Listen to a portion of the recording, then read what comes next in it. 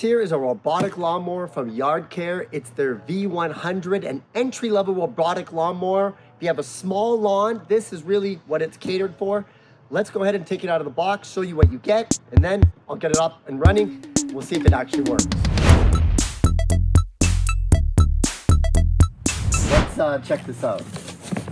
Okay, first thing, does have the user manual for the V100. Oh, it looks like the rest of it is, looks like the rest of it is the lawnmower itself. It's not very big, wow.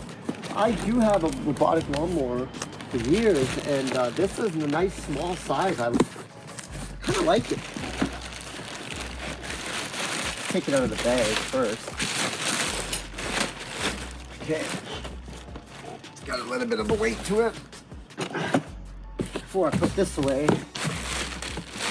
Okay, oh, look at that. Those are the kind of blades robotic lawnmowers use. They look very, very simple. Actually, now, let me just move this out of the way, folks. Let's go and take a look underneath. Yes, that's exactly what I was expecting. This kind of a blade system. You notice how it can spin around. So this thing spins, these spin, these are incredibly sharp. And so what it does, it just grazes the grass. So almost like a cow would. So that's why you don't see any pickup of the grass like a traditional lawnmower. It's grazing it. And then those clippings are going back into the ground and used as fertilizer. And that's one of the benefits of having a robotic lawnmower. You can see this front wheel design, interesting. So it spins quite easily anyway. And then you got these nice tires as well. Here's a guard system. You can see you got these springs here. But I believe right on the top, there is a camera and sensors. And that's gonna allow it to avoid obstacles. So in a perfect world, it shouldn't even hit things because the sensors are gonna detect it. On the top, we got this big stop button, which is important. It also has different, I believe this is the height. Let me check if that's the height adjustments. So I'm turning that knob. And there we go. So, as you notice, you can adjust the height. That's great. Most people think that shorter is the best, but if you actually want a good lawn, you want to keep it, somewhat longer. And that just gives you stronger roots and prevents weeds from coming. But this looks really, I think this is 2 inches.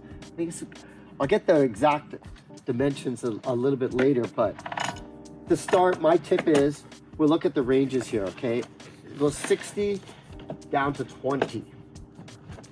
So that's your range. So my recommendation is we're gonna start somewhere right down in the middle. But I will take a picture of my grass later on. And we'll see what it looks before and after. And how this operates and if it actually does cut, because I have some clover leaves that I wanna cut.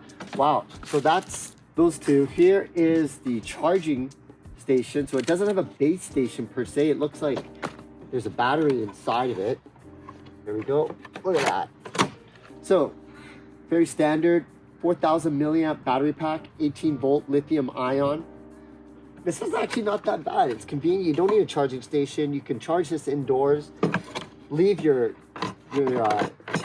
robotic lawnmower in the shed, just like you would a traditional lawnmower, and away you go.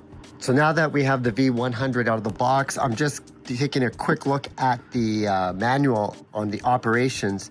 And what it recommends is before you mow, you want to set it to 2.36 inches.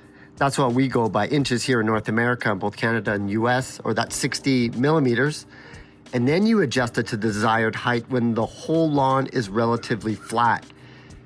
And it also says the way to rotate it to increase and decrease. So you can go down to 0.7 inches, 20 millimeters, all the way up to 60. And that corresponds to the numbers that you saw on the dial. And you can see that over there. This is important, the power indicator, because we just took this out of the box. I'm wondering if it's gonna have some power or if it needs to be fully charged before we can do it. And that's actually why I'm just kind of quickly taking a look. Oh, I like the fact that you can carry it on the back side like that. Hold on, let me try it. There you go. Very, very simple way to carry it. Get it out of the shed, put it in, and you're ready to go. I'm so tempted to start this, but like I said, it's always good to start with the manual. So here we go. See, this is why you should always read the manual. Fully charged before the first use. And you want to do this because you want to make sure you extend the life and do the right maintenance for your battery pack.